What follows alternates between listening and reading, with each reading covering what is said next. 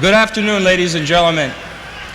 My name is Bob Elias, and as chairman of the Associated Student Speakers Program, I'd like to welcome you to our 12th lecture of the fall quarter. This is one of the largest turnouts that we've had in many years.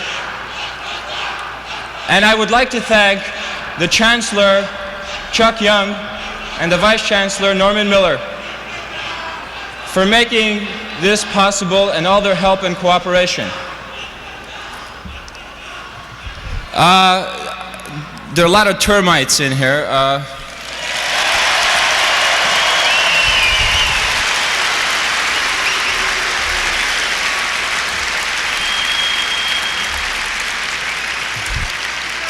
It's a new stadium and they haven't got all the bugs out yet.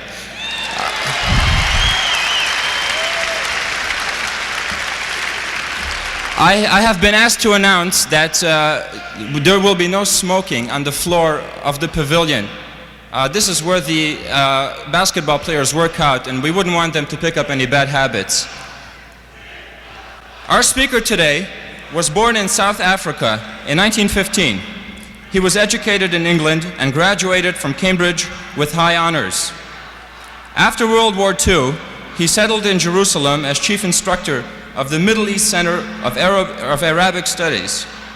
In 1946, at the invitation of Dr. Chaim Weizmann, he joined the Jewish Agency and worked in the field of Arab-Jewish relations. He served for 9 years as Israel's ambassador to the United States and as her permanent representative to the United Nations until returning to Israel in 1959. After serving as Minister of Education, he became Deputy Prime Minister in 1963 and was named Minister for Foreign Affairs in 1966. It is now my pleasure to introduce Israel's constant voice for peace in the Middle East and the most eloquent speaker in the world today, the Foreign Minister of Israel, His Excellency Abba Eban.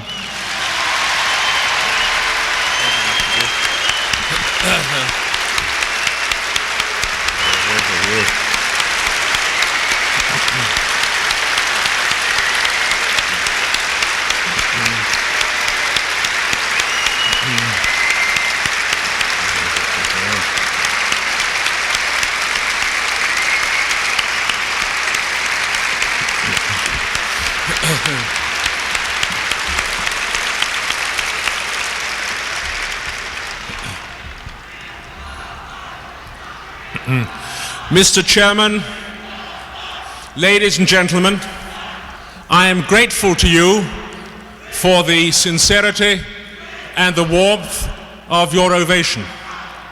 I hope that you feel and act the same way by the time that I sit down. I am especially appreciative of the Chairman's very objective and lucid introduction.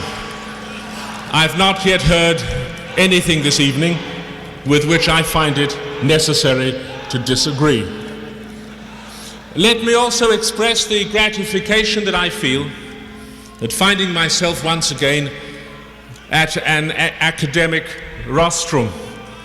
More than a quarter of a century has passed since, as a young university lecturer at Cambridge, I abandoned the academic platform for what then seemed to be the more alluring pastures of politics and diplomacy. I have deservedly been getting into deeper and deeper trouble ever since, and there is still no end in sight. Today we find the world's academic community playing an increasingly prominent and central role in the discussion of the major preoccupations of our time. The prosperity of the scientific movement has had its effects. No longer does the academic movement linger on the outer margin of the issues of our time. Everywhere we feel the elevation of intellectual prestige. Throughout the whole world, the egghead is throwing off his yoke. Even for a working politician, a discrete measure of literacy is no longer a fatal disadvantage. The Middle East now stands in the center of concern for all rational men. It is the central issue for discussion, an issue distorted, of course, by the kind of hysterical refusal to acknowledge free discussion, of which we see a marginal manifestation in this room.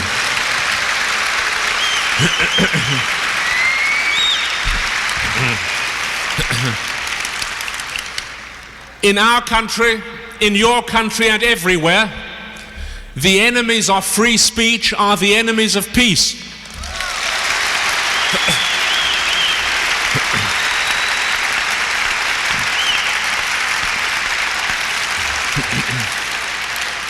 History teaches us this lesson, that the only societies capable of survival are those societies in which the free expression of opinion and dissent is protected.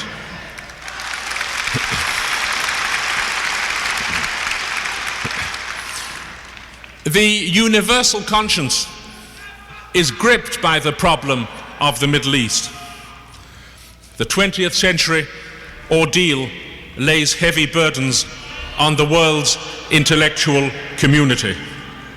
It can bear those burdens only if it understands its role. The intellectual has no more right to be uniformly against authority than to stand uncritically in its support. His task is to express the full diversity of thought, both in responsibility and in criticism. Above all, is it his duty to ensure that the dialogue on great issues goes forward in an atmosphere of tolerance, and that reason be given a large and decisive place. Reason without emotion is sterile, but emotion without reason is hysteria.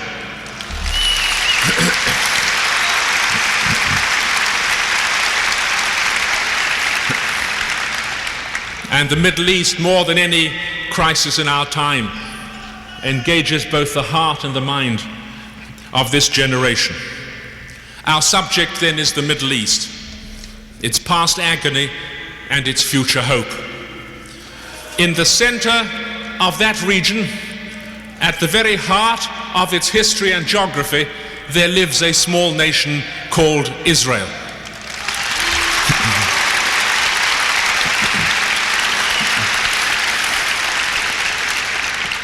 From that nation there have gone forth the currents of thought and experience which have transformed the spiritual life of mankind and fashioned the contours of Occidental and Atlantic civilization. The problem is Israel's nationhood and Israel's sovereignty within the Middle East. Please note that I have not said that the issue is Israel's existence, because Israel's existence is beyond discussion and beyond controversy.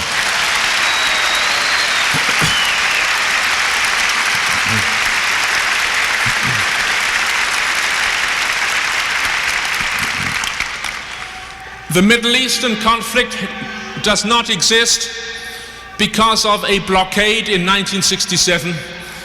It does not exist because of a territorial problem or because of a refugee problem.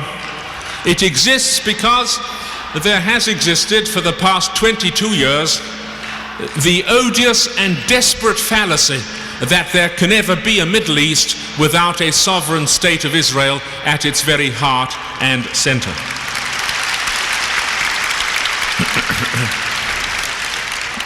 The existence of a nation, especially an existence maintained with such tenacity over thousands of years, is not something to be defended. It is not something to be explained. It is not something to be apologized for. Israel's existence is something to be proclaimed as an inexorable fact in international experience.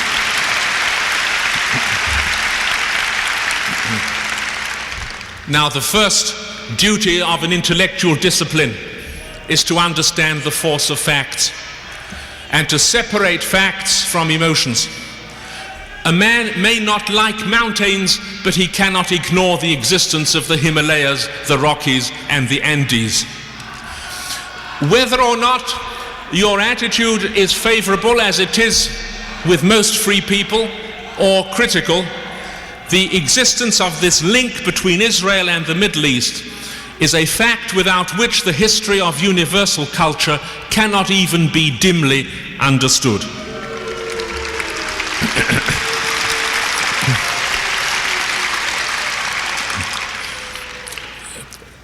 Whereas there is room in a community for every kind of diverse opinion, there is no room in the intellectual mind for fallacy. And the most gross and vulgar of all fallacies is that which regards Israel as external or inorganic to Middle Eastern life. Israel is a part of the Middle East, of its past glory, of its present reality, of its future destiny. Neither the past, nor the present, nor the future of this region are comprehensible if you eliminate Israel from its life. First of all, the past. There are 127 members of the organized international community. But there is one state and one alone in the world which speaks the same tongue, upholds the same faith, inhabits the same land as it did 3,000 years ago.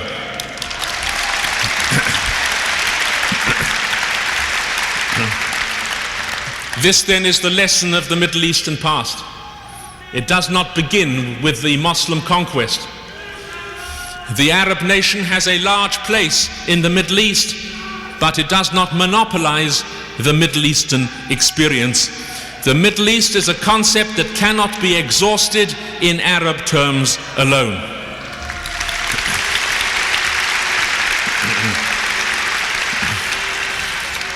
There is Islam, but there are also the great civilizations which determined the shape of Middle Eastern life centuries before Islam was conceived.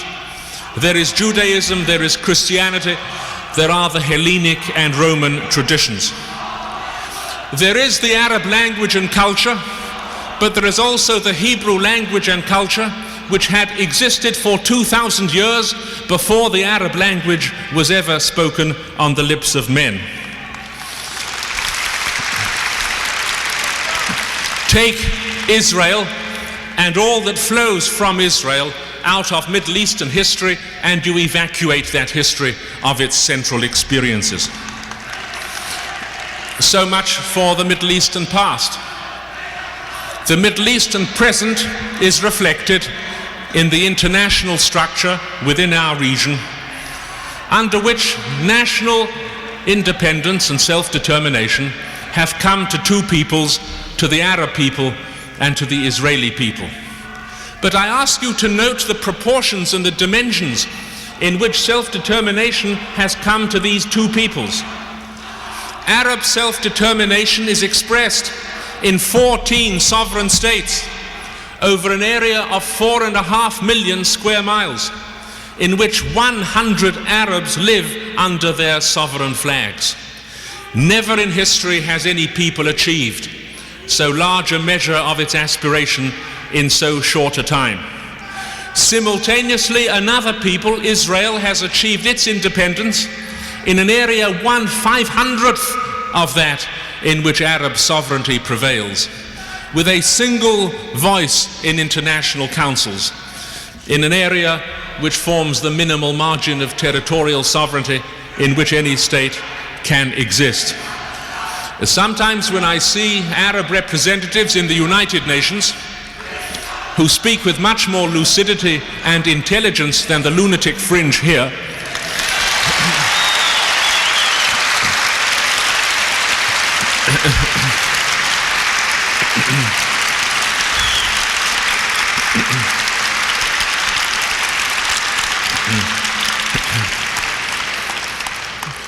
When I hear them express some grudge about Israel's existence, as though our situation is to be envied and theirs is to be so deplored, I am tempted to say, I would willingly change places with you.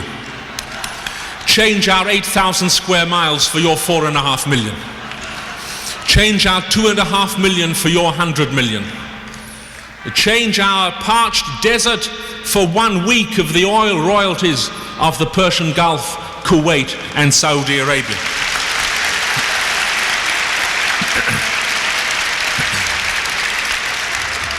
Change our single national voice for the enormous strategic pressure which 14 countries are able to exert on the scales of international strategy. No, history in its broad sweep has not done badly by the Arab world. It has, however, accompanied Arab self-determination in a vast empire with a doctrine of Israel's self-determination in its small but cherished home. This is what the international community and what international law say. They say it cannot be right for the Arab people to have its independence in a vast empire and wrong for the Jewish people to exercise independence in its small corner of the Middle East.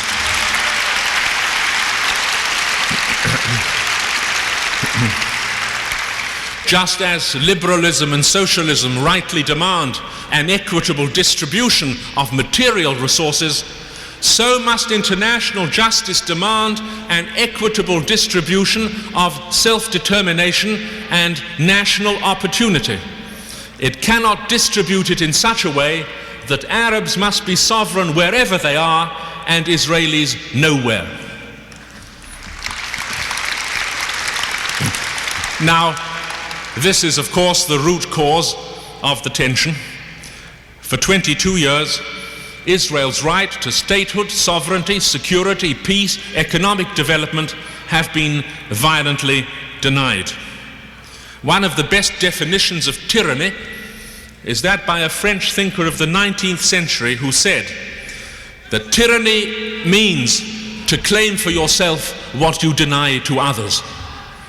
Nobody who claims rightly the respect of Arab sovereignty all over the Middle East can rightfully demand, in the name of Middle Eastern diversity, the right of another people to its sovereignty and statehood in that area.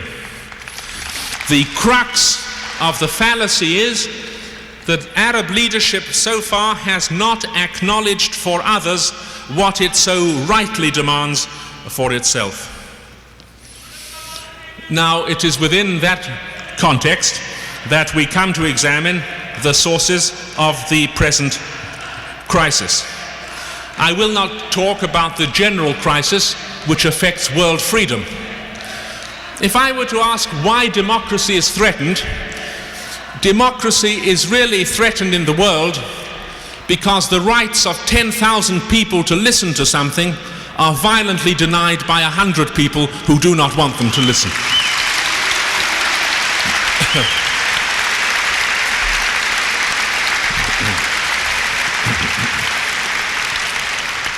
It is thus that the democratic and intellectual values now find themselves under threat.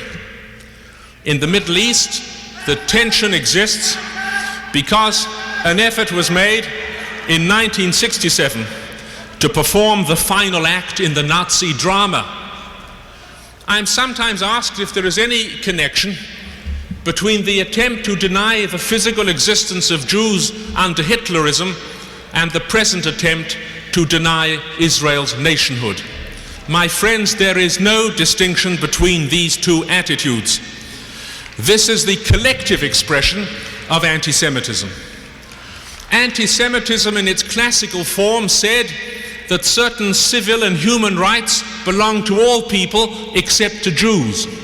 The modern anti-Semitism says that national statehood, sovereignty and individuality are the right of all nations except for one nation, the oldest of all nations, which gave to nationhood its original and most authentic meaning.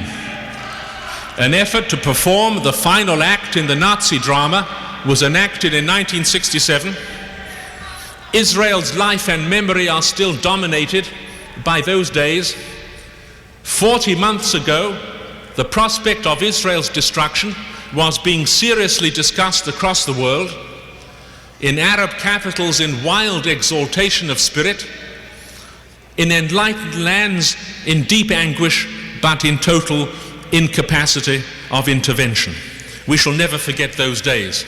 Encircled, embattled, besieged, cut off from all contact with the maritime world, listening to the voices threatening its physical extinction, Israel fought for its survival on its own autonomous responsibility and independent sacrifice.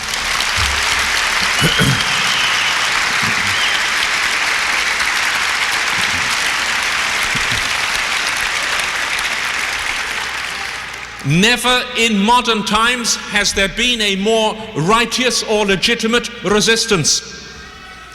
As righteous as the defeat of the Nazi hordes at Stalingrad, as legitimate as the revolutionary struggle at Valley Forge, as noble as the expulsion of Hitler's bombers from British skies, so will the story of Israel's survival in the summer of 1967 be recounted across the centuries with unlimited pride.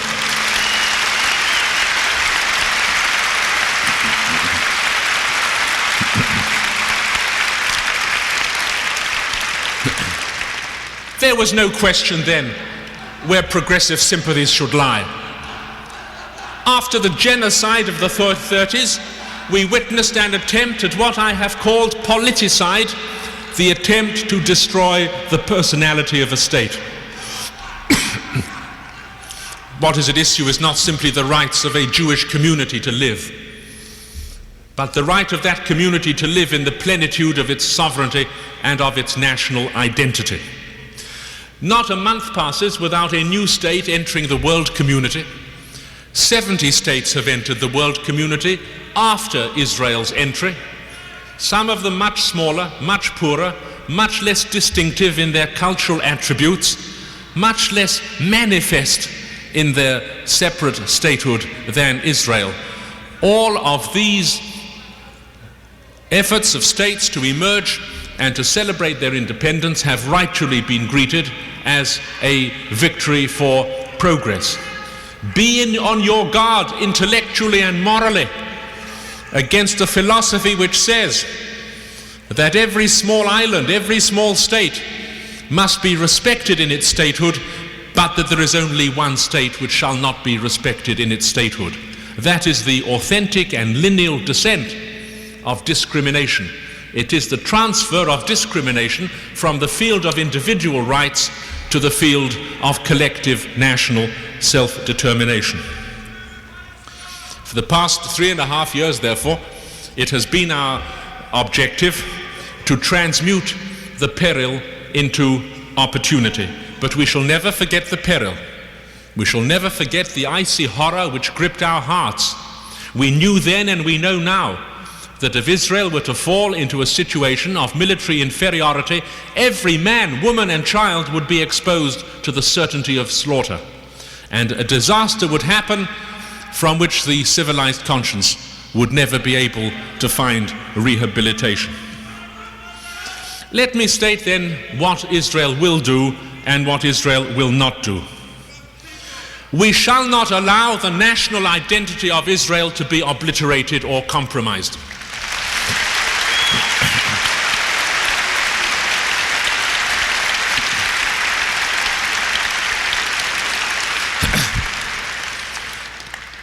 If there can be a world community with an Afghanistan and a Zambia, with a United States and a Soviet Union, with an Iraq and an Egypt, then that international community can afford to accommodate Israel in the full expression of its personality.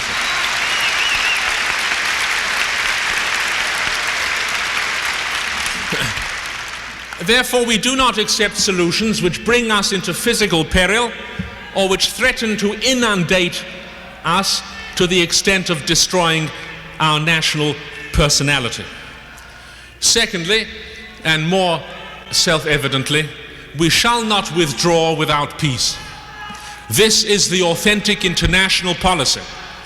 Israel stands at the ceasefire lines not by her unilateral will and righteous tenacity, but as of right and as of law.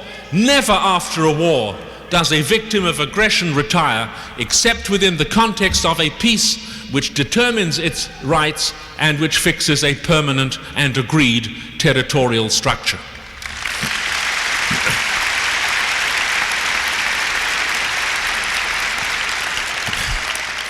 Of course, I found it interesting to hear Mr. Gromyko recently at the United Nations proclaim the doctrine of territorial fundamentalism, but he proclaimed it only about the Middle East.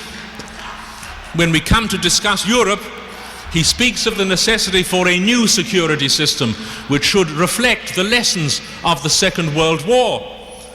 Therefore, the Soviet frontier had to be modified in order that Leningrad should be kept safe from the ferocious Finns. I suggest to you, ladies and gentlemen, that Israel's peaceful villages in the Jordan Valley and Upper Galilee are in greater danger from Syrians on the hills than Leningrad is in danger from the modern and Pacific descendants of the Vikings.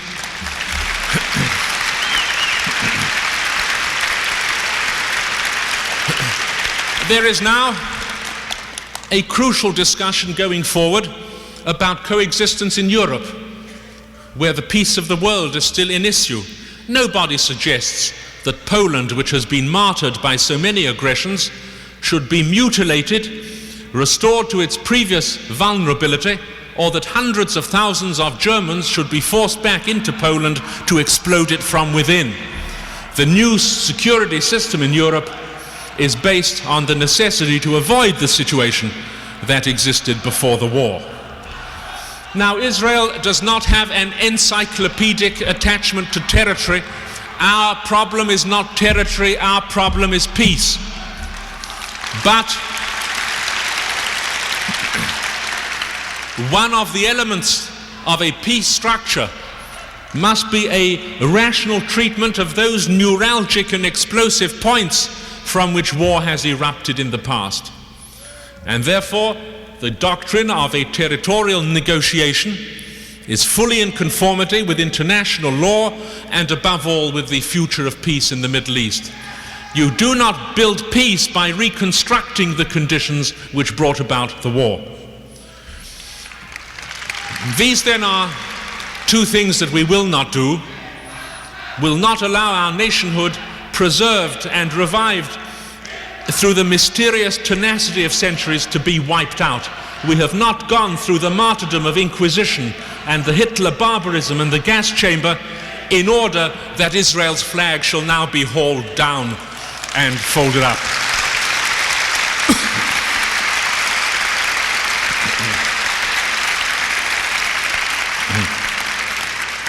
And we shall not withdraw without peace, and we shall not surrender our rights to a negotiation under which Israel's boundaries with the Arab states shall rest not upon unilateral dictation or force, but upon a freely negotiated agreement.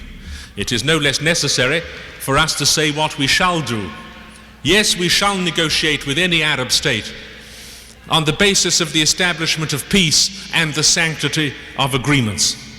Yes, we shall seek agreement with each Arab state on all the conditions of our mutual coexistence.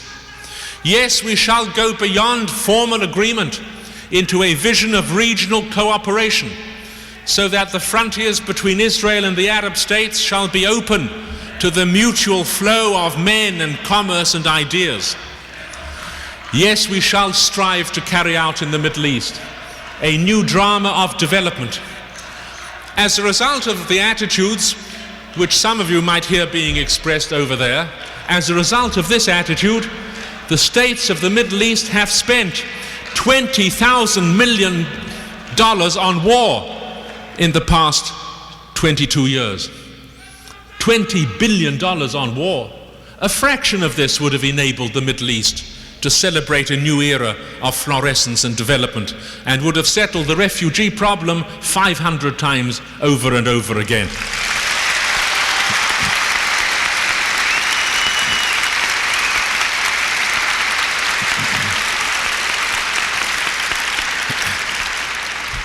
The social problems of our region, its economic predicaments, the refugee misery can all be solved with peace. None of them can be solved without peace. Peace is the issue to a solution of all of these problems. Therefore, we shall seek this negotiation. We hope that in the coming weeks the obstacles to negotiation will be overcome, that the doctrine of the sanctity of agreements shall be restored, and that we shall be able to develop peace on the basis of the agreements that we reached last August: ceasefire, the acceptance of the Yaring mission, the Security Council resolution of November 1967. These are important agreements which must be preserved and restored to the vigor which they knew a few months ago, when the hope of peace burnt brightly across the Middle East. The obstacles to negotiation today exist between Israel and the United Arab Republic only because the United Arab Republic tore up an existing agreement. One must address oneself to the question whether negotiation has a chance of success, whether you can reach a new agreement when an existing agreement has been torn up before your eyes. To this problem, we and other friendly governments are devoting our attention. Between Israel and Jordan, which is the crucial sector of the front, no such obstacles exist, and this negotiation, as far as we are concerned, could begin tomorrow. What measures will be taken to overcome the deadlock on the Israeli-Egyptian agreement is a matter now for governmental consultation at home and for international consultation across a broad front. In a settlement between Israel and the Arab states, based on negotiated boundaries, the following result would ensue. The problem of Palestinian self-determination also is settled by peace. It cannot be fully settled without it. Now, there is no greater fallacy than to believe that for 22 years the Palestine Arabs have been without self-determination and without their state. They have had their state for 22 years. Jordan has been and is a Palestinian state in the double sense that a majority of its population are Palestine Arabs, and a majority of all the Palestinian Arabs in the world have been citizens of that state.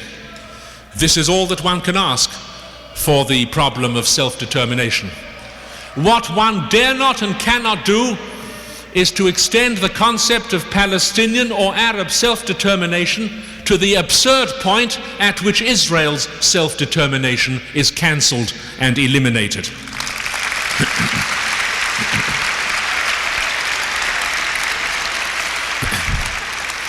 There is one nation and one nation alone which stands or falls in history by the way in which this conflict is resolved. That nation is Israel. Therefore, Israel's self-determination is the overriding moral imperative in this dispute. Whether the Arab nation shall have a 15th state or not is far less vital than whether the Jewish people shall enjoy the solitary possession of its only national framework. But, in point of fact, these two objectives are not in contradiction. Under a peace settlement, Israel's eastern neighbor on both sides of the Jordan will be a Palestinian Arab state, in the sense that it will be a state of which the majority are Palestinian Arabs and in which the majority of all the Palestinian Arabs will be concentrated. This then is our answer to that problem.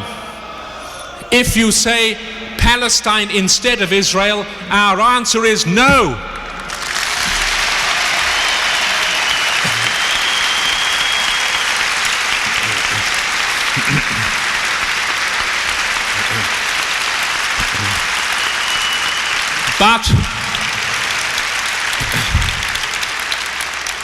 If you say Palestine in addition to Israel, side by side with Israel, our answer is yes.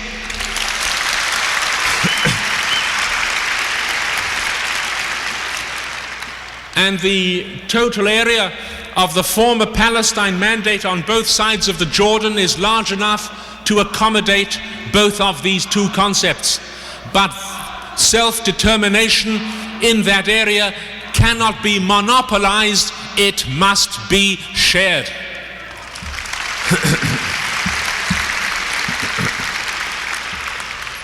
These then are the central issues which now preoccupy the universal conscience. It is vastly complicated by the intrusion of the great power tension. It is because some great powers forget their previous wisdom that the tension has grown greater. Now, in 1948, we heard the following words: in the light of their suffering and of their immemorial attachment to that land, it is natural that the Jewish people should establish its state in Palestine. I give you three guesses who said that. Mr. Gromyko, the foreign minister of the Union of Soviet Socialist Republics. Now, the fact that he told the truth 22 years ago does not invalidate that truth today.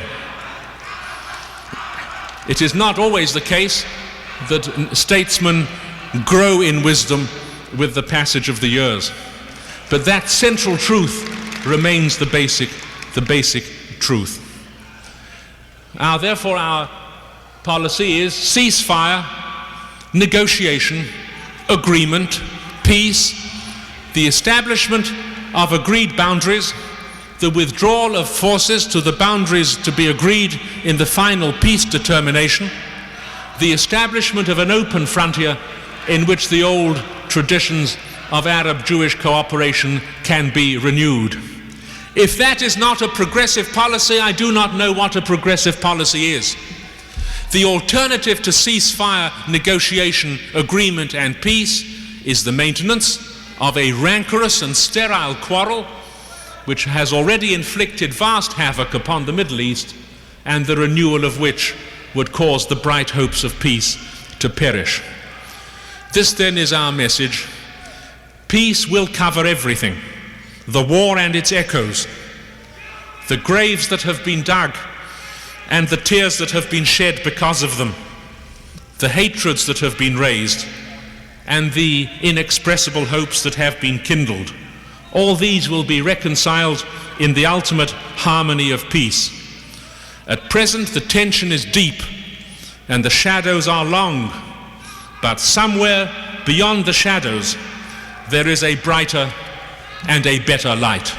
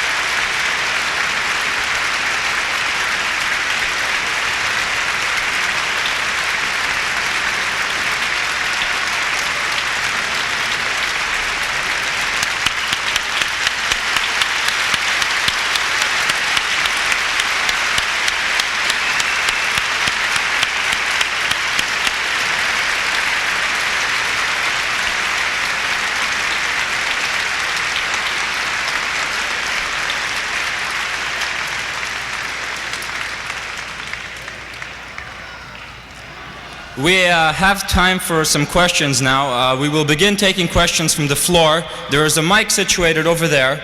If you have a question, could you start moving in that direction? and there are mics situated in the upper balconies. So let's have our first question from the floor, please.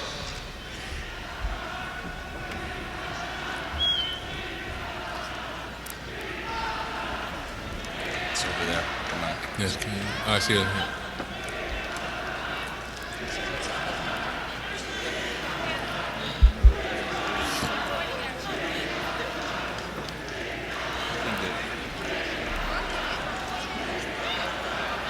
I guess the mic isn't working. Fine. Is the mic working? Okay. Go ahead, ask your question. 1, 2, 3. I'd like to know exactly what does Russia stand to gain in the Middle East? I think the answer depends on what Soviet policy is in the world. If the Soviet Union regards itself as being in a state of competition with the United States, then one must admit that the Arab-Israel conflict gives it many opportunities. As a result of that competition, the Soviet Union has established its presence in the Mediterranean, has established a virtual base in Egypt and in other countries.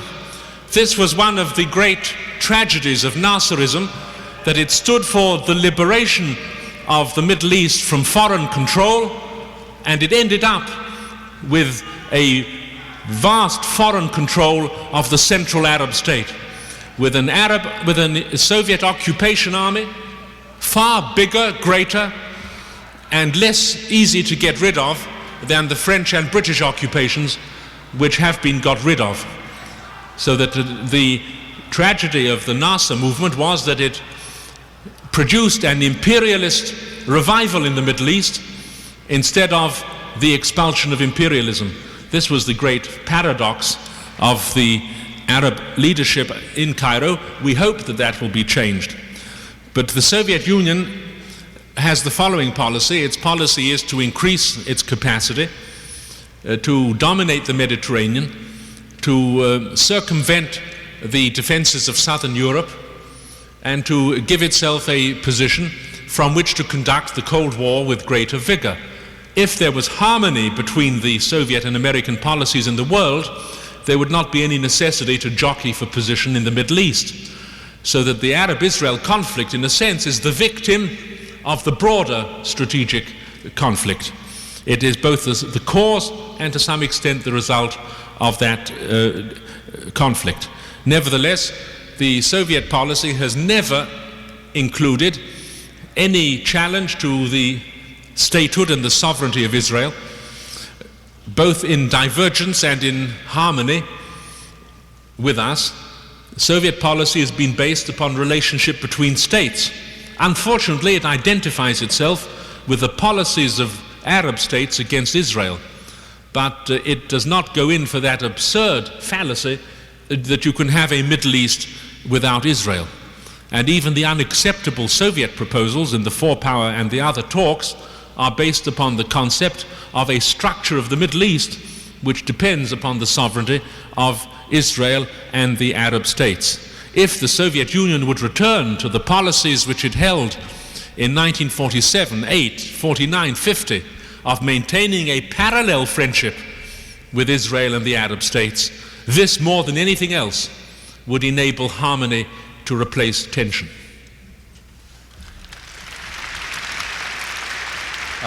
Let's take the next question from this side over here, please. You said that Israel problem is peace. So how the government of Israel can achieve peace when they keep ignoring the existence of the Palestinian people, and always Mrs. Golda Meir says there is no Palestinian. So how you can solve this problem when the United Nations always emphasize that the Palestinian people have right?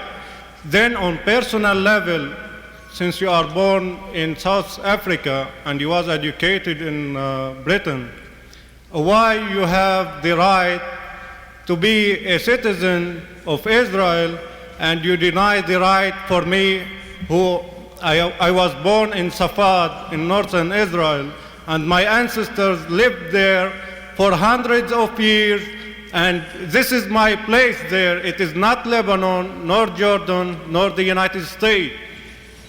Well, the answer to the first question, let me ask a historic question.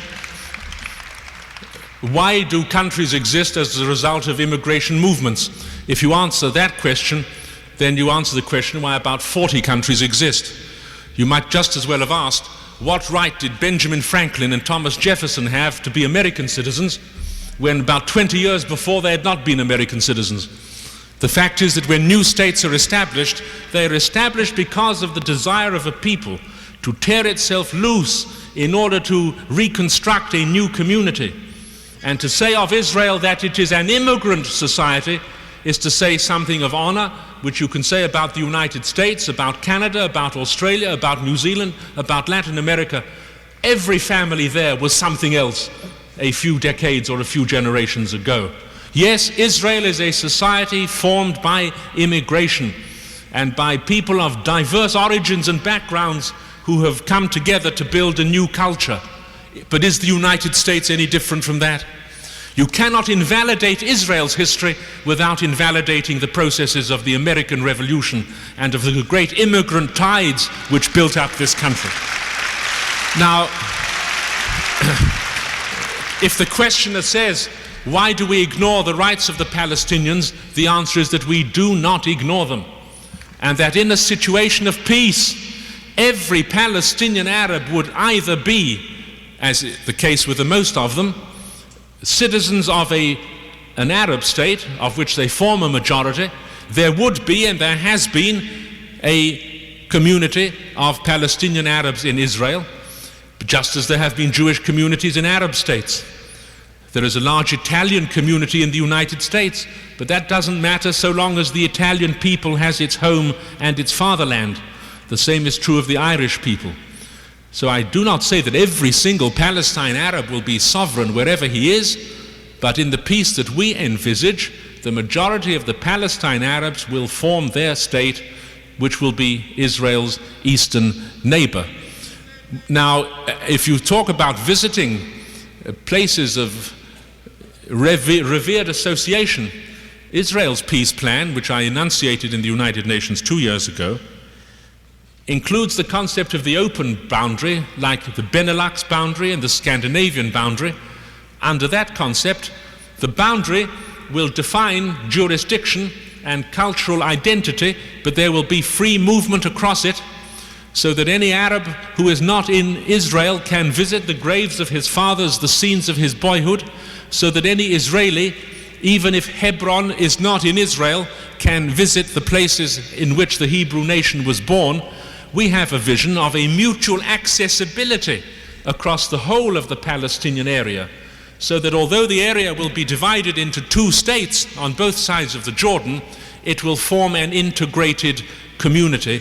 And if you look at Western Europe, you see that kind of boundary arising. In Benelux, in the European Economic Community, as I watched the obsequies of the late French leader this morning, I couldn't help reflecting on the transformation that has come across Europe, in which workers and citizens move from one part of the Israeli governmental policy on the missiles on the Suez Canal. Well, it doesn't indicate a change in our policy. I don't think there's been a change in the United States policy. But the situation has developed to this extent. We've been trying for 3 months in our relations with Egypt, the United States in its relations with the Soviet Union, to bring about the restoration of confidence through the removal of the missiles. The fact is that these efforts have not succeeded. I think the effort has been made with tenacity, with perseverance, but the missiles have not been removed, because we do not determine the policy of Egypt, and the United States does not determine the policy of the Soviet Union. We can try to exercise influence, we cannot determine the issue. Well, we now have to ask ourselves, what should be done if it becomes apparent that the missiles are not going to be moved back? What can be done to create situations of confidence? All I can say helpfully at this moment is that we are discussing this problem in the light of this unfortunate reality. We've not yet reached any conclusion, but one has to face situations that develop and try to work out solutions. As regards the Yaring mission, however, I call attention to the fact that that was not only to be a negotiation between Israel and Egypt, but between Israel and Jordan. Jordan has not moved up missiles or violated an agreement. Therefore, as far as we are concerned, that part of the dialogue could begin tomorrow morning. Now, what we do on the Egyptian-Israeli negotiation, in view of our failure, that is to say the American, Israeli, the world's failure, to get the missiles back, that is simply something that we are now discussing, and I cannot tell you whether there is a solution or what the solution will be or how we shall define that solution in terms of the reality that we face.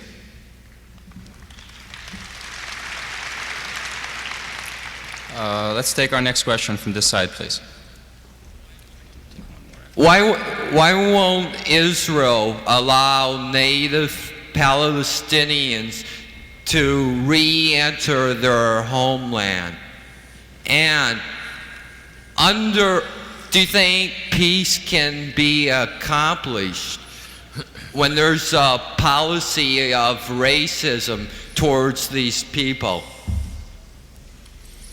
Well, the second part of the question is a false premise. There is no policy of racism, because Israel is a state in which its Jewish and Arab citizens have equal rights before the law. The deputy speaker of our parliament is an Arab. I sit under him when I speak. The Arabic language is used in our parliament. There are Arab judges and Arab officials. The ministerial jobs will include Arabs. Israeli law forbids any discrimination under the law between citizens on the grounds of whether they are Jewish or Arab. I wish that that situation existed in all Arab states.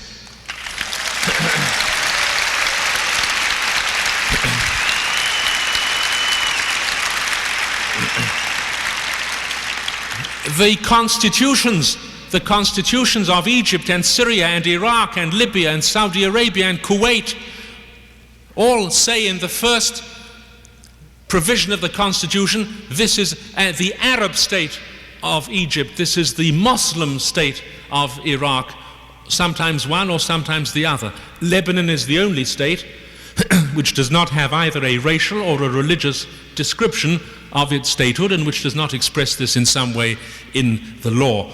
Now, Israel frankly exists for the purpose of giving expression to the Hebrew ethic, culture, and personality. Why shouldn't it? If there can be a French France and a Swedish Sweden and an English Britain, then there can be a Hebrew Israel.